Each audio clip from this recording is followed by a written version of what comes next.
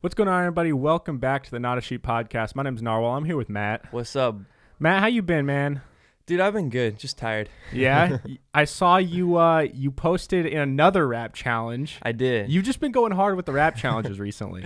Yeah, I thought every time I think I'm like done with the rap challenges, another one gets announced where I'm like, I can't just do those ones and not do this one. Yeah. And it's been working, so. No, yeah. I feel you. I mean, I think it's a great way to grow. I mean, they've been working for you. That's the thing. Like, if you kept doing these rap challenges and like no one really liked your stuff, you probably would stop. But if you keep doing well and they keep liking them, you might as well. Yeah, I had somebody ask me, they're like, you haven't won any of them, so why are you still doing them? I'm like, because like It they're works. fun. I'm gaining followers. Like I'm getting myself in front of the right audience. But yeah. Yeah. No, I mean, you've been gaining a lot of followers. Like, swear just a few months ago you were at like 2,500 followers and now you're at like 4,200. Yeah, So, I mean it was a while ago, but before the KSI one, I was at like 1,300. Yeah. Yeah, that's awesome, man. Which challenge so you did a KSI one, you did a futuristic one, you did two futuristics, ones. the Annie Mineo one, and then now the Miles Minnick No Big Deal one. Which one would you say has been the most like useful for you in terms of like followers and stuff? I mean the futuristic ones, because there was two, like just like got me in front of the same audience like multiple times, so like that kind of helped create more of like a reoccurring people have seen my name multiple times now, so they were more likely to like keep checking in with me. Yeah. But also the Annie Mineo one like opened it to, that was the first time I've really gotten in front of like that kind of audience. Yeah. And like that like specific shout out I think probably got me more like followers. Okay. And then this like Miles Minnick one I'm doing, it hasn't got me like a ton of followers, but it's kind of gotten me in front of that audience again where they're like, oh, I remember that guy from the Annie Mineo challenge.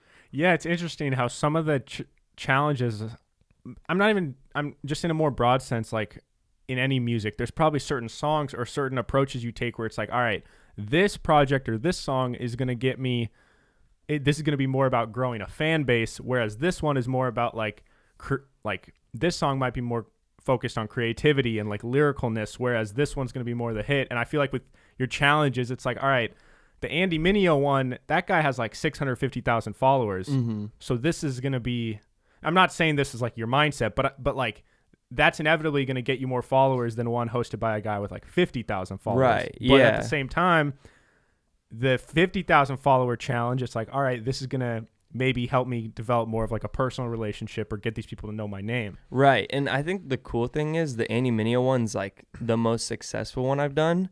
And that was the one that was the least like, oh, this is going to be the challenge that blows me up. It was like, I heard the beat and I'm like, oh, I have an idea. Like, I'm going to work on this. And I just knocked it out before I could even really think about like what the approach was to like the challenge. Cause I didn't know it was a challenge at the time. I was just like, I'm going to remix it and maybe he'll repost it. I think you were like the first one that. I think he really reposted one other one and then mine. It was a guy but he did have an advantage because he was in like the UK. It's like I was working overnight. He was just probably working in the middle of the day.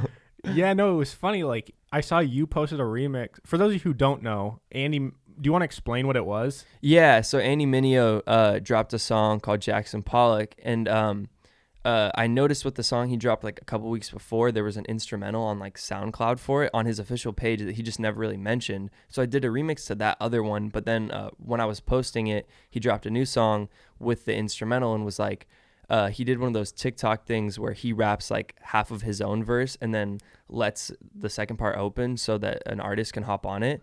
And I was like, oh, I'm going to do this again because I like this beat better. And honestly, I think I can rap a lot better on it. And so I just quickly like wrote like my half of the verse and recorded a video for it like that night. Yeah. And that's been a huge thing that's been blowing up recently is duets on TikTok with like music people. Yeah, not even just like rappers. Like, I mean, Token does those and those like blow up, but like Charlie Puth has been doing them. And Andy Grammer. Yeah. You know Andy Grammer? Mm-hmm. Yeah. So funny is I just found Andy Grammer on TikTok and I was like, damn, why does this ring a bell? And I saw people talking about that, like, oh, this guy's like a writer. Like, he writes for people in Hollywood and like in the music scene. And I was like, oh, he must just be a writer. And then I looked him up on Spotify. I was like, this is the guy with like, he's mega famous. Like, yeah, he's got hits. Yeah, he has all these hits. And I didn't make the connection. I'm like, oh my God, this is the guy that sang all these famous songs in like 2015. Like, yeah, it blew my mind. But you don't find out this newest challenge is with what is it? Miles Minnick. He dropped a song with No Big Deal called What You Think. And it's just like a remix, like put 12 bars over his beat. And he put up a thing saying like, if you want the beat early, like DM me. And so I like DM'd him and he emailed me the beat. So I was able to start working on it, posted that. And it was really cool because like obviously he put it on his story, but then No Big Deal, who's got a pretty big following, also put it on his story last night. Yeah. And it's so cool because a few months ago you told me about No Big Deal and I had never heard the name before. And so I started listening over the summer and I was like, damn, like No Big Deal's kind of fire. And now like, you know, you're in his challenge, which is pretty cool. Yeah, it was kind of cool because like I've been saying to people for a while, like the two artists in like that circle that I think are genuinely like the most talented and kind of like outshine everyone else is No Big Deal and Andy Mineo. And those are the two that I've kind of like shown a little bit of love, which is dope. Yeah. Would you say are they still in with like the Christian hip hop circle? Yeah. Are they still considered that? Yeah, they're both. I mean, definitely No Big Deal is a little bit more in that circle. Andy Mineo is too, but like a few years back, like Andy Mineo and Lecrae both kind of tried to push out of that a little bit. Lecrae was more like, I want to be mainstream rap to like kind of bring a more positive vibe to that. And then Andy was more like, I just want to make dope music. I don't want you to categorize it this way. Yeah. Same way where he's like, I'm a rapper, but like I also want to make really good not rap music. Yeah. But yeah. No, I get that. That's got to be annoying if you're an artist who you just like to make music. You happen to be Christian and because of your beliefs, like some of that's going to seep into your lyrics, whether you want it to or not. Yeah, it's like, it's not like, because I don't think it's right to, if you're a Christian or whatever you believe in, to like make that your gimmick and like every song is going to be about this because it's going to attract this audience. It's like, if it's something that's important to your life, it'll just naturally be in your music if your music's about your life. Yeah, like when you listen to Eminem, you don't say like, oh, this guy's in like the ex-drug addict category. Yeah, you wouldn't call it that. It's just weird. But like, if you listen to his music, you can understand like his life story and be like, all right, like he struggled with addiction and like that's a part of it. But it's like to do that with, I don't know. I can get where Andy Mineo is coming from because it's got to be weird. He's like, dude, I'm just making music and this is just how it comes out. But yeah, man, I'm excited. When do you find out about like results or is there like a next round or? I'm not sure. I know the challenge goes until like, I could be wrong, but like November 6th. Okay. So a little while from now, but I think they're going to do some sort of cool thing with No Big Deal. Obviously Miles Minnick, John Keith and Wanda are all like the judges for it. Okay. So, yeah. Sweet. I'm excited. It's kind of funny. We have a few listeners from the UK. And it's just funny because they've commented like, you know, I like the show. I listen to the show, but I'll be honest, like this artist is the first name you've said in any episode that I actually know.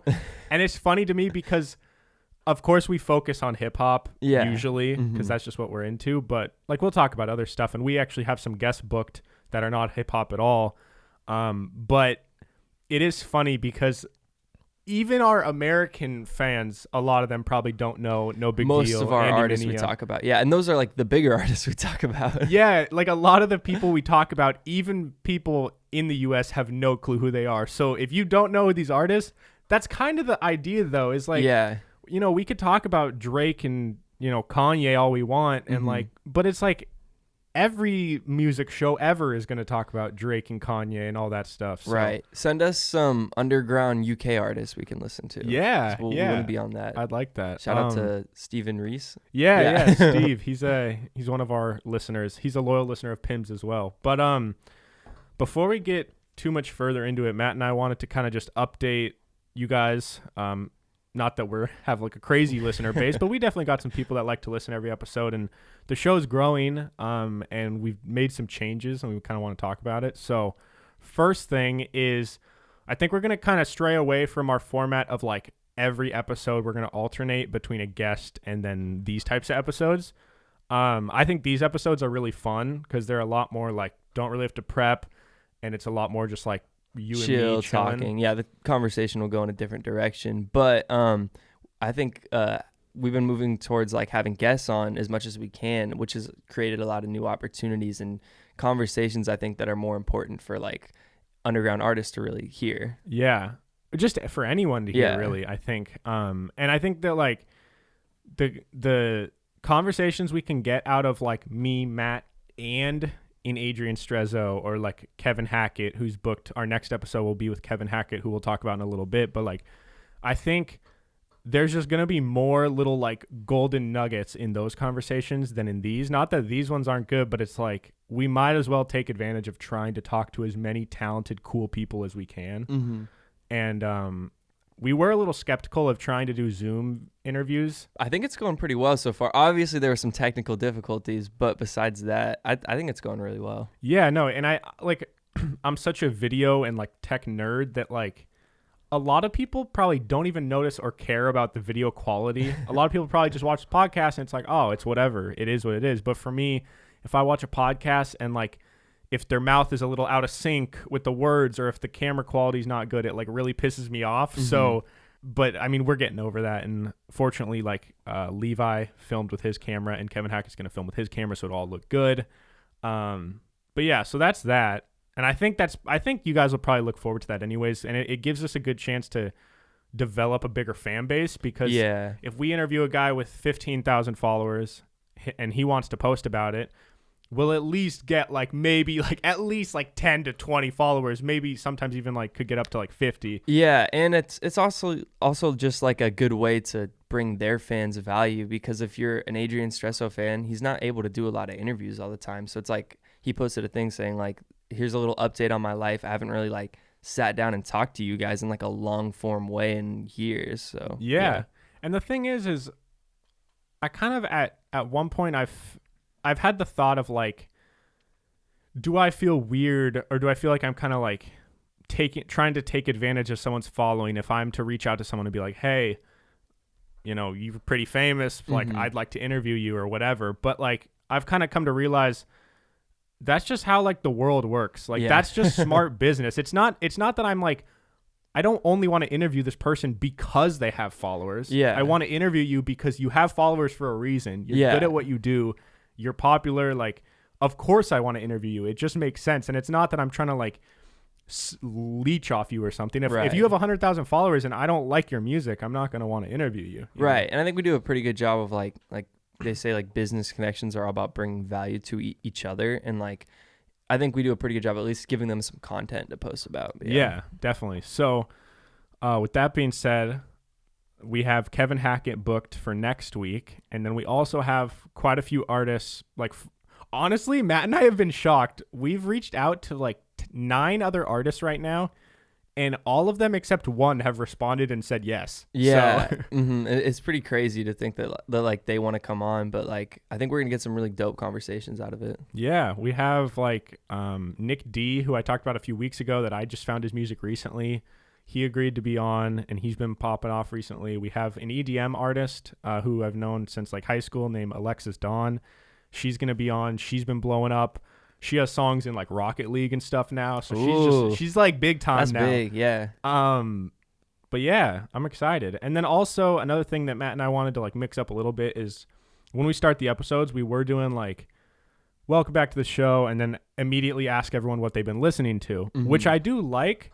But I feel like sometimes it might not be the most natural way to flow into an episode. Yeah. You know? I think it is sometimes for us because we like prepare for it and are like have that in mind. But if someone doesn't know that that's how we open the episode, it might just create a weird vibe. Yeah. So I guess my point is, this is expected with any type of show. The first few months or weeks, it's like a learning process. Mm-hmm. And I think there will still be things we'll continue to change moving forward for sure. But I just want it to be really natural. I want it to be like, hey, we're going to hop into a call with this person. You know, we don't know them very well. They don't know us very well, but we just want to like talk and just see where it goes. Yeah. I feel like those are the best conversations. Yeah. And that's been cool because like our early episodes were like our friends that do music, and those are all really talented people that are great at what they do. But like moving in a direction of like, this might be the first conversation we've ever had with this person, and it's on Zoom for an hour. Like almost all of them will be our first time talking to these people usually. Right. No, it's really cool. There's something kind of special about that too. I feel like something about the idea of talking with someone that you've never met, they've never met you, but you guys both just have this like shared understanding of like art and like knowing that there's something special here. I don't know, because it's different.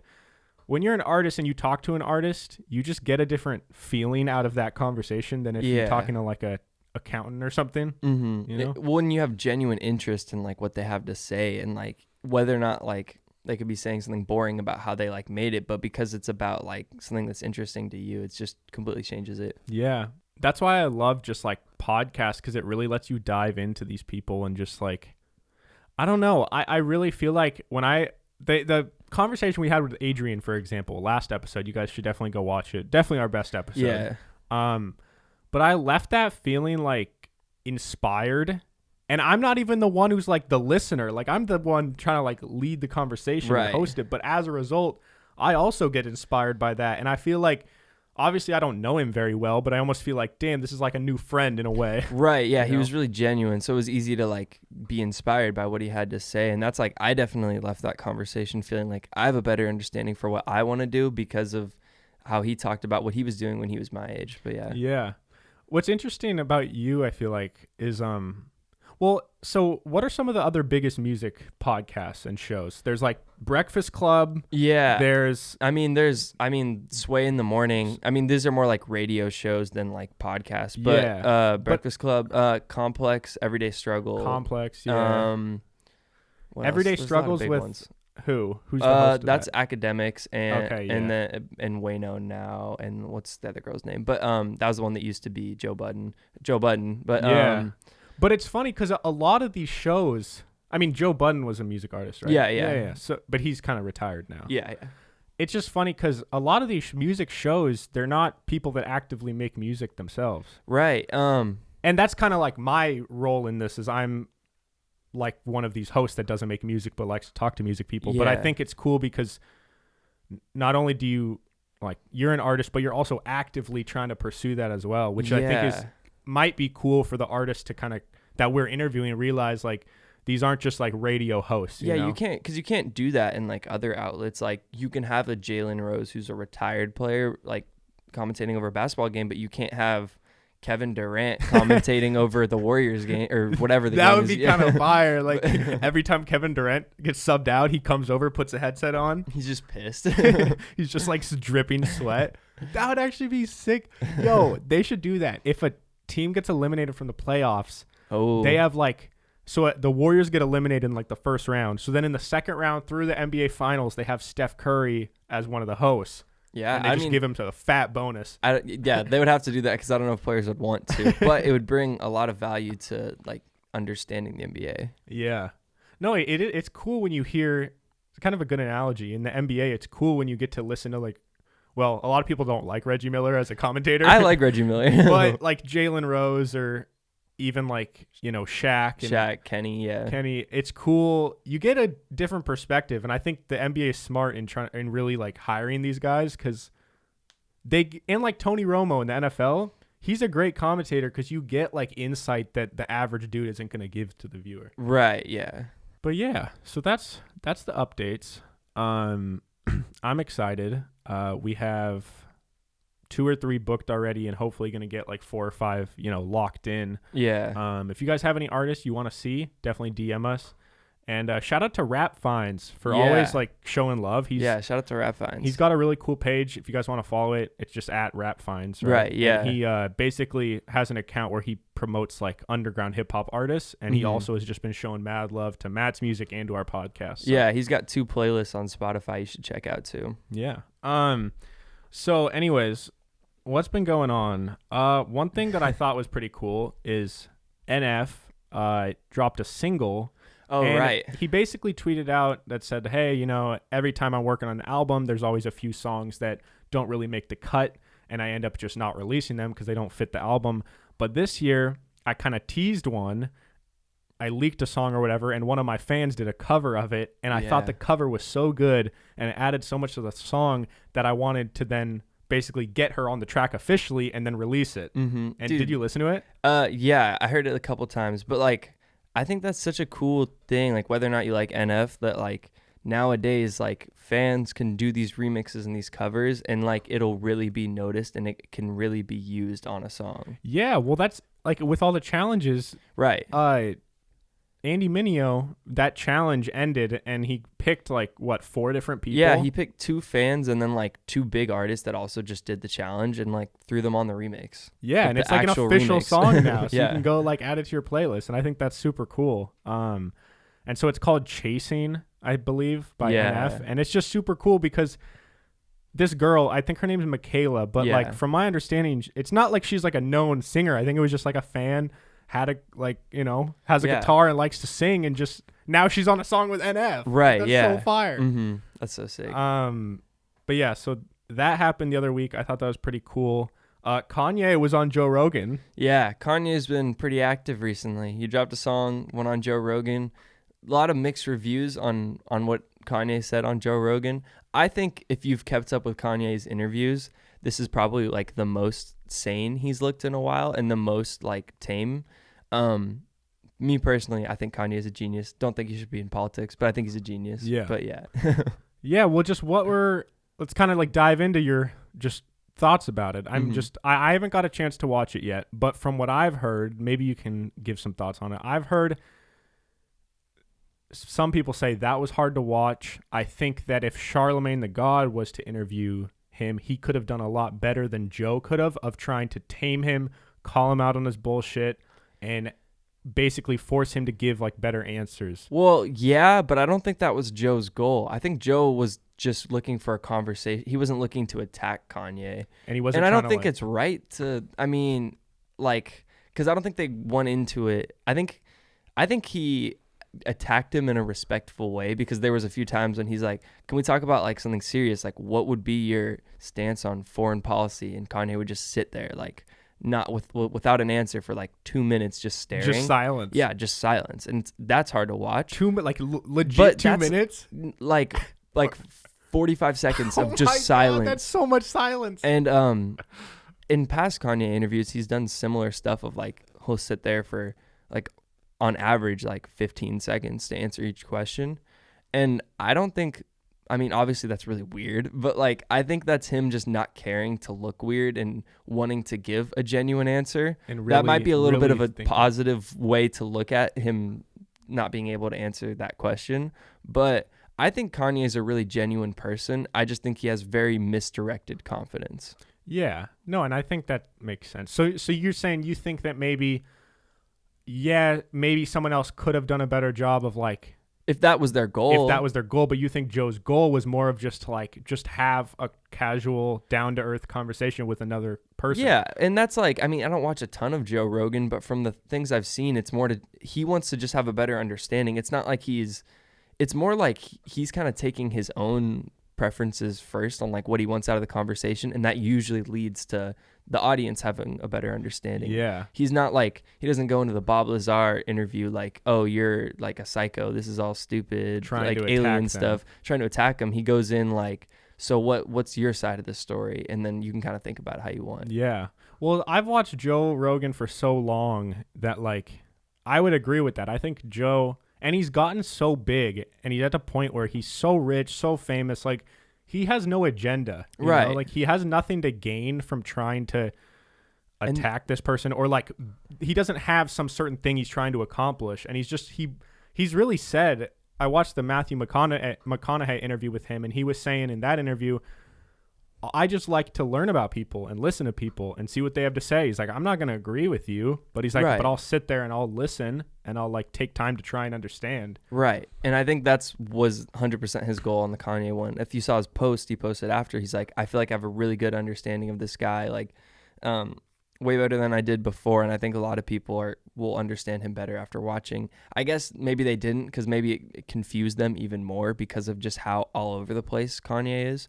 But I think that is the only way to really understand him, is that he's just like a really, like he does everything different, which you could see as a positive. I think it's a positive because that's what makes him so successful, is doing everything different. Yeah. And I completely understand how he can think that it is his calling to be like president, because everything he's ever done that's made him successful, people like, it shouldn't have worked. So, and him being president he's shouldn't like defied work. all odds. Yeah, and so it makes sense that he would think that, but I understand that that's not right.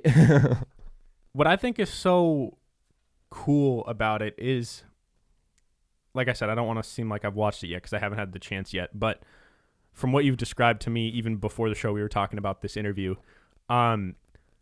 Those long silences and like allowing Kanye to be Kanye, I think is maybe what makes these interviews special. I think Joe Rogan's famous, but I think a lot of people don't give him credit for how good of an interviewer he is. Right. He's talked to people for so many years, so many hours long of listening to people. And you can even tell if you go watch his episodes from like 4 years ago, he cuts people off a lot more. He doesn't let people finish their thoughts. And he's like developed that skill set, and he's a comedian. And I think that a lot of people on these different shows, especially if it's someone who's a lot more out there, a lot more like just has an agenda, has some more energy, and is more like crazy, if they're the one interviewing Kanye, they might lose that special, really trying to understand who Kanye is because you don't let him like be that. You know? And I've never seen a Kanye interview that either didn't end with them like yelling at each other like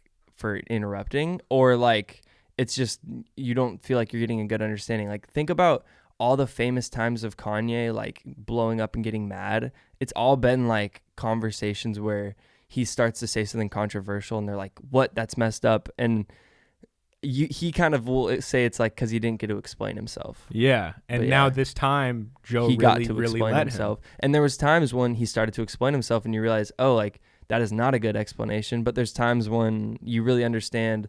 I don't know, like they broke down the whole slavery was a choice thing that he said a few years ago. Yeah, but yeah, did his explanation like make sense? Do you think people would like get? Well, they what were. He's saying? I've always thought when he said that they were referring to people being mentally enslaved to businesses, not like literal slaves in America. And that's what they talk about on the podcast. Okay. Whether or not you think that's like a cop-out thing for him to say, but like I think, I don't know, it made more sense than what was previously said. Yeah. What's cool to me is if you've been listening to Joe Rogan for a while, his fan base and like the whole community has been wanting Kanye on forever. Right. And he said in a bunch of different times on the show, like, yeah, you know, people keep wanting me to get Kanye on. And he's like, I just don't think it'll ever happen because he's like, I'm an artist. I'm a crazy person. And he's like, I don't know Kanye, but I probably can imagine that he's not right for this type of show. He's like, I don't think Kanye would fit in this environment. Yeah. He's like, I don't think Kanye would agree to this, or I don't think it would be good for him. But he's like, you know, if Kanye ever reaches out to me and wants to do it, we'll definitely make it happen. Yeah. And it's cool because I think Kanye was the one that reached out to Joe on Probably. Twitter. Yeah. And was like, yo, I'll come to Texas. Like, let's do this. Mm-hmm.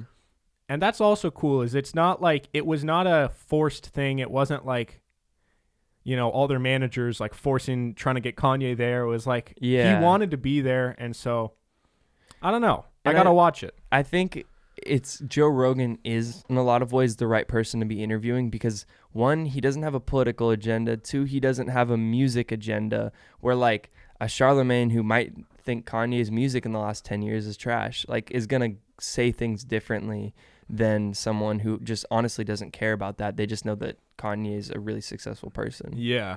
And I think it depends like what you go in, like with what intentions you have going into it. If you're going in and listening, hoping that it's going to be some like politically fueled, like controversial conversation. Yeah. That's not what you're going to get. Right.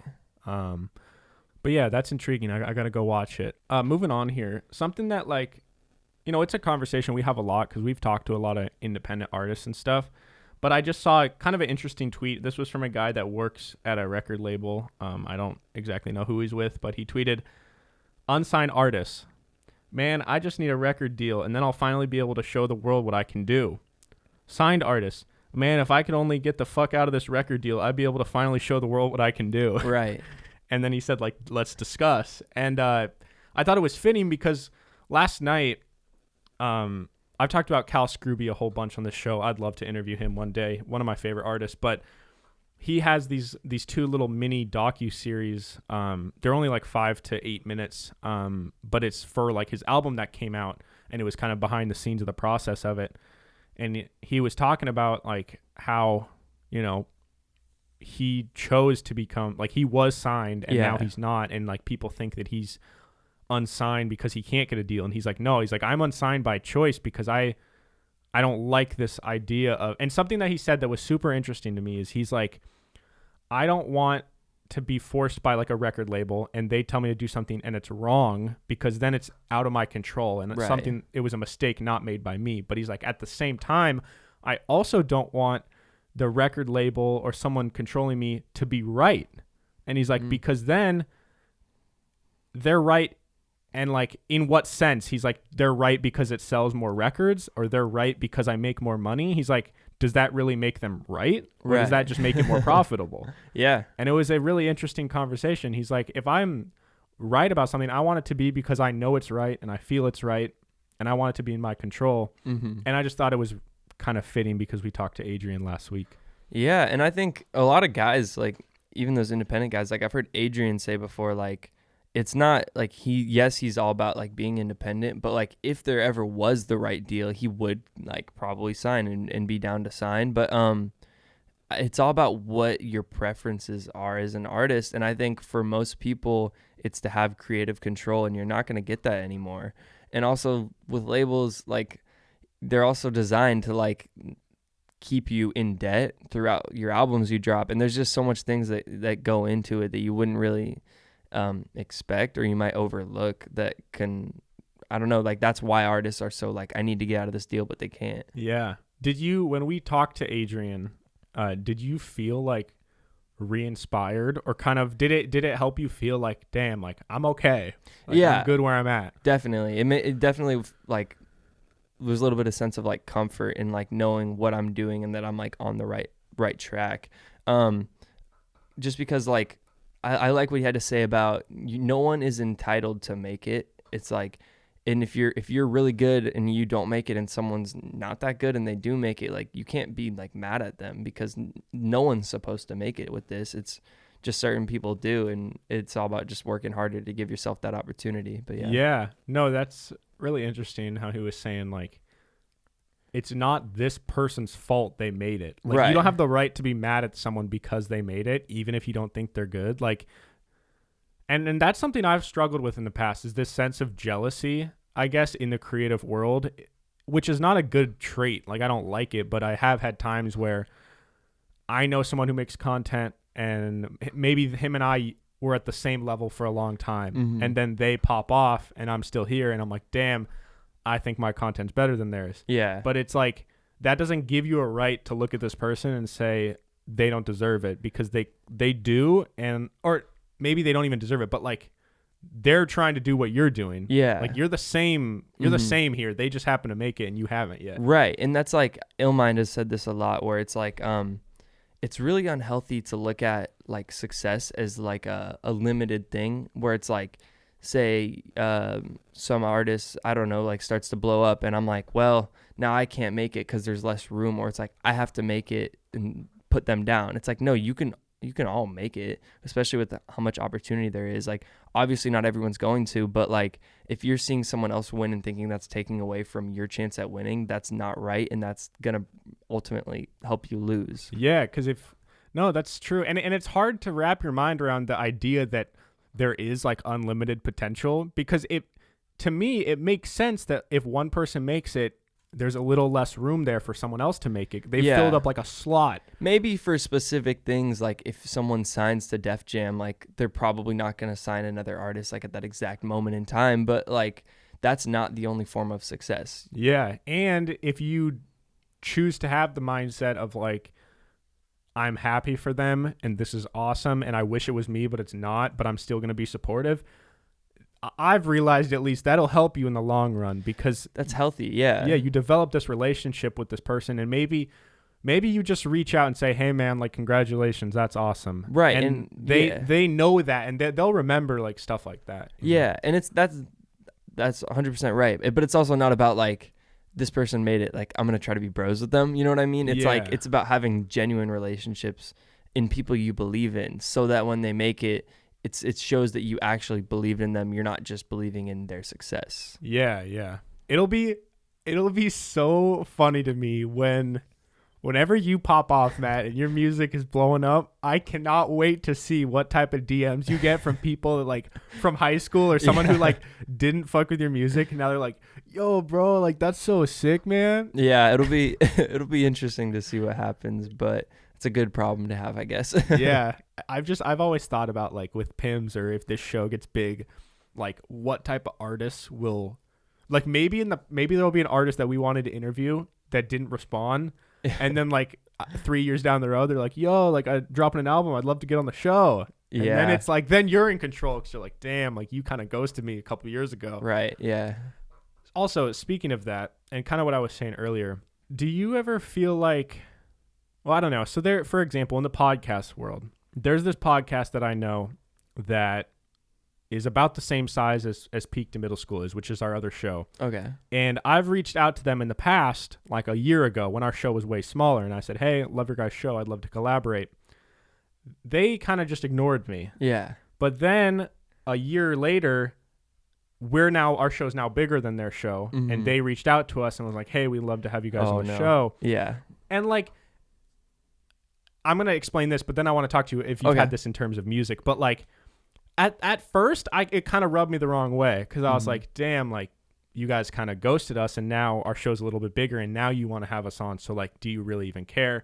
But then I kind of sat back and I was like, if I was them, I don't blame them. Like if someone is reaching out to you and you don't know them and you have like nothing to really gain from it. If someone with 4 followers was like, hey, I want to interview you, it's probably not going to benefit you at all. And I'm not saying you should only do things if they benefit you, but like, I don't know. It's an interesting conversation because I get why they wouldn't have wanted to do that back then.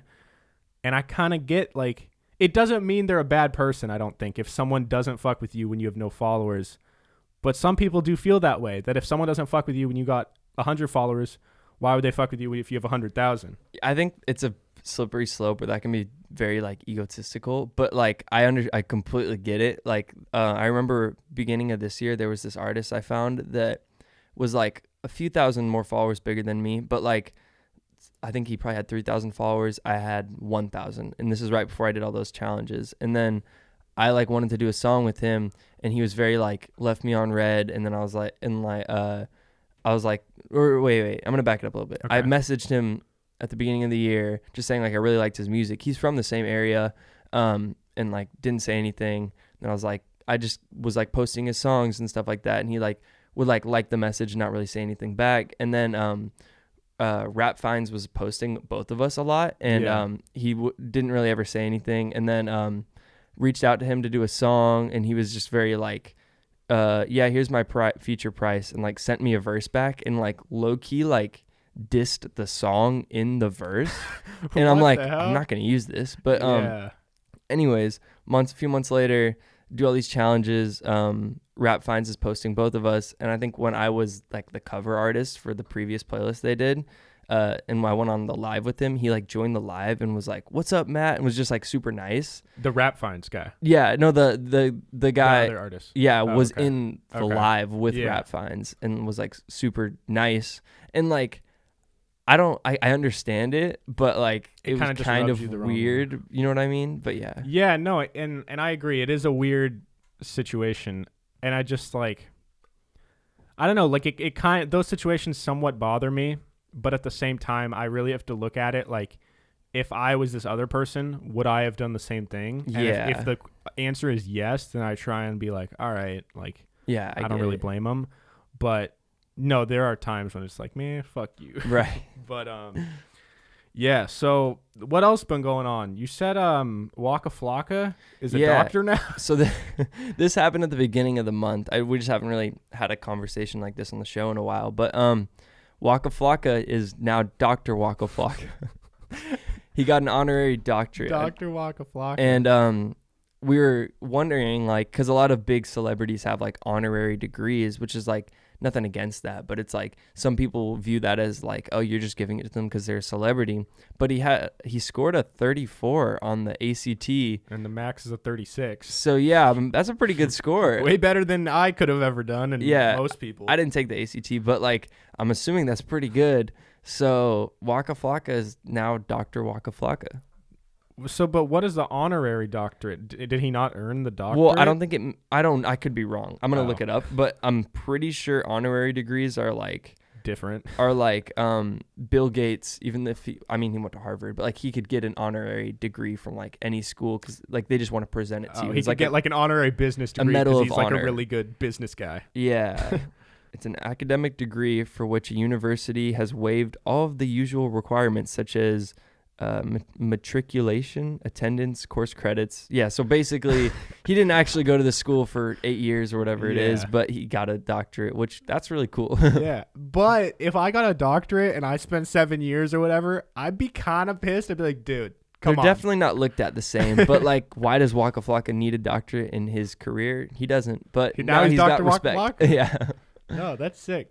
If you got a doctorate, not like in medical, so you're not like a medical doctor, Yeah. but you got a doctorate in like something else, would you make people call you like Dr. Mog? I wouldn't ever make anyone, but I think it'd be kind of cool. I wouldn't want to be like, that teacher you have that's like, no, you must call me doctor this. Yeah. Like, people generally don't like that teacher as much, but yeah. Would you have it in your like in your on Twitter you see a guy and it's like James whatever PhD MDB and they have all their little accolades? As a rapper, I think it would be really funny if you actually had that to do it. Like, I think you should, but if I was just like a regular dude, I think that might come off the wrong way, so probably not. Yeah. Why do you think it is that in hip hop it's a cultural norm to be like Braggadocious? No, not even that, just like not much of the hip hop world is like big into education.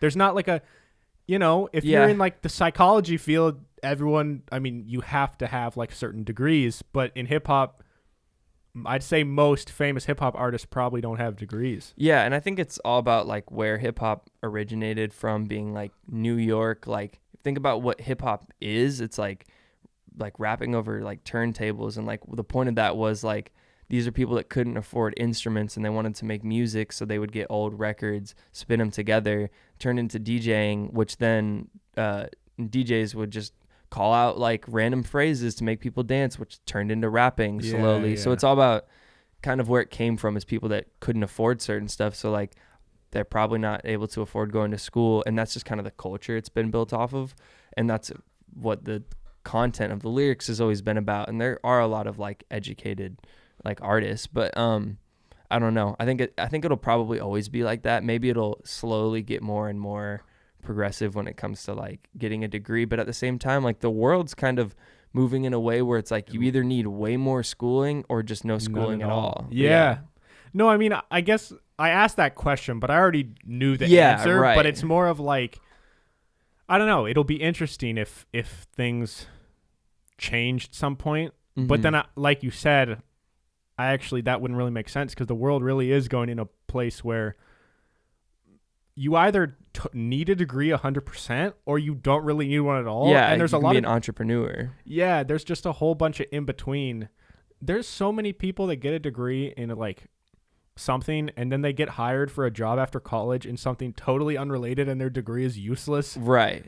And yeah, it's super. I'll be interested to see in like 50 years from now what the norm is. I think there's a few big rappers that have none are coming to mind right now, but like I'm pretty sure there's a lot of people that are like super educated rappers that we just wouldn't really think about. Yeah. But yeah. Do you have any desire as an artist to, if you could go for free and you weren't doing it for anything other than just to learn? Yeah. Is there any subject, like, would you like to go to school and like learn like from a music teacher, an official like music like course or school? So my last quarter of school I ever did, I took a poetry class, and I wasn't like, I don't know, I thought it was kind of a cool class to take, because not because of like, oh, poetry is rhyming, which has to do with rap. No, because of like, we would do these exercises that were like, sit in a room, pick an item, and write about this for 30 minutes. And like, that was the assignment. Like, they're not going to give you a bad grade if you write 10 words, but like,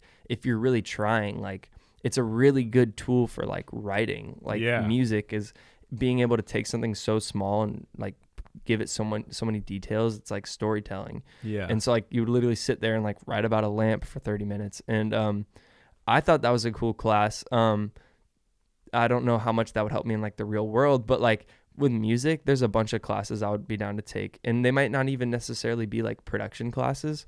I think it'd be cool to take a music theory class, but like I'm pretty sure they're usually more styled like, this is what I've heard, more like a math class, but with music terms versus like algebra terms. But oh, okay. Like, do you have an example of like just what like it might be? like your everyday class stuff is more just like structured like a math class would be, where it's like working out of a textbook. Like the lessons are set up similarly, But versus it's all like just music, like you're writing. foundation. Yeah, and because it's very, music theory can be very like what is technical, but which would be a good thing to learn, but it's just like versus taking a production class, which is more like an art class versus Yeah. a math class. In an ideal world, do you ever see yourself one day down the road going back and taking classes just for fun, or no? Probably not. I think I would rather like, I mean, because nowadays there's master classes, there's YouTube, you can hire someone if I was a big artist and I was just doing it just to do it, like there's other ways to go about it. You could just collab with artists and just learn from them as you go. Exactly. And that's kind of what I think would make the most sense, is like slowly learning stuff. But some people learn better in different environments. So if I was like wanting to learn guitar, it might be smarter to like get lessons versus just looking up videos. But Yeah. Well, yeah, that, like what you were saying about sitting in a room and writing about one object, that's the type of activity that you could do it on your own. Like nothing's stopping you from doing it, but sometimes just having structure and having someone tell you like, this is what you're doing. Having deadlines. Yeah. I know it's funny. I linked Matt this Cal Scrooby documentary on his YouTube channel, and the first like line in the whole documentary, the first thing is, you got to make yourself have deadlines, right? 'Cause you'll never get it done or whatever. And it was just funny. And that was like at least to me, probably the biggest takeaway from the Adrian interview that he talked about was just like, if you got to get something done, like you don't have a deadline, you're just going to keep working on it forever and ever, especially if it's something you want to be good, because like nothing's ever finished. It's just put out. It's released. just time to go. Yeah. You told me that you've been listening and watching a lot of indie Amplify stuff that they've been offering. Yeah. Which we talked about a few weeks ago, but basically indie Amplify is a new service, new platform where they offer different things for independent music artists, and they've been doing a lot of kind of tutorial type videos. Yeah. Has that stuff been useful to you? Like what have you been learning and trying to like take away from that? 100%. It's been super useful. Like, so their videos are more styled like 6 ways to do blank, like 10 ways to market yourself for free, 10 ways to promote a song. Like, so it's been really helpful to understand like how Spotify works, how YouTube works. They put up like a 25-minute video on YouTube ads. It's like you could find a video, like you could look that up and probably find something helpful, but because they're specifically talking about music, it's way easier to understand, and especially because it's people that I'm familiar with, the artists they've worked with. Yeah. I kind of understand why they're doing it a certain way versus another way. But I would recommend to any independent artist to go check out their site, even if it's, you might not think like a futuristic is like your style of fan base you're going for. I think you can learn a lot, but I don't know. It's super helpful, and I think a lot of people are so quick to put down any sort of advice they can be given just because like, oh, like it doesn't, like art isn't you pay for something and then people listen to it, but like that's how the internet is, and art is put out through the internet, so you kind of got to learn that before you get your music out there, really. Yeah, people have these idealized ideas of like what art or creativity, like what it should look like. Yeah. And I get it. I think you and I can both get, like, we don't want to spend time marketing and doing behind the scenes business stuff. Like that's not what's fun. That's not as an artist what you want to do. But the reality is that, like you said, art's put out through the internet. And if you don't want to try and work the internet, that's fine. But like your odds of having it work in your favor are a lot lower. Yeah. And like even in terms of like tags on YouTube and like learning how to title a video the right way and learning how to like when to put it out. Yeah, the time and the day of the week. And like, I mean, like they say I learned from you that artists always drop albums on Thursday nights. Yeah. And like there's a reason they don't these things are there for a reason. It's not Yeah. just like, oh, you know, we're just going to do it just because Thursday night's cool. Like Mm-hmm. everything is so calculated. And I think there's an interesting place where business and art meet. Yeah. And I think the people that can really figure that out are the ones that like really win. You Yeah, know? because it's not. Some people are just so like, oh, if I'm getting in on this business stuff, I'm like selling out, and some people are so like, oh, I need to just be odd on the business and then not really worry about the music. Like, there's obviously a balance, and it's all about like finding what that is for you. So I think there's a way to go about marketing that's not like, it's not like you're either just selling your soul or not marketing at all. Like, I think there's a balance you can find. And there's a lot of like good ways to market that are like genuine artistic like ways to bring people together. Like challenges, for example, not doing them, but like actually running a challenge. Like, yes, like that's a really good way to like, one, get fans, but it's also like bringing people together, and you're giving an opportunity to all these smaller artists. Yeah. And think about it, like you 100 people enter your challenge. Like, that's not that many. Like, there's thousands and thousands of people doing those challenges, but that's your song being reposted, essentially. People checking out that song, and like, it doesn't matter what the person puts on it. Like, I could do a challenge and some trash rapper could do a challenge like for it, and someone might hear it and be like, oh, that verse wasn't very good, but I like that beat, I'm gonna check out that song. Like, it's a really good marketing tool. Yeah, no. And I think, well, a couple things. One, it feels really good when you're an artist and you do something on the business side and it like works. Right. There's a really rewarding feeling if you you spend an hour like setting up your demographic and your Instagram ad, and then you post it and it does really well, Mm-hmm. and you get like 25 new people that are like, damn, I really like your music. Mm-hmm. Like, you're like, damn, like I did that. And Yeah. it's like, that wasn't even because of the music. That was because of like the business side. And there's something rewarding about that. But also, like you were saying, it's a really good marketing tool, but it can you can do both. You can have something that's like a marketing tool, but also adds value. Right. And that's what, like, right now there's the Phase 5 going on in the gaming scene. And Phase basically hosts this challenge where anyone can submit applications, literally anyone in the world, as long as you're over like 12 years old.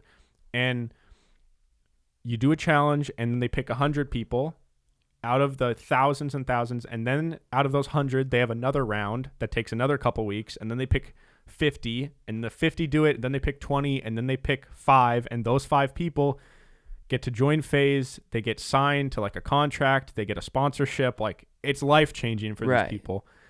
But what's so genius is they drag out the challenge for so long that it's like a 4-month-long marketing campaign where all of Twitter, all of the whole gaming scene, all people are talking about is Phase Clan, Phase Clan, Phase Clan.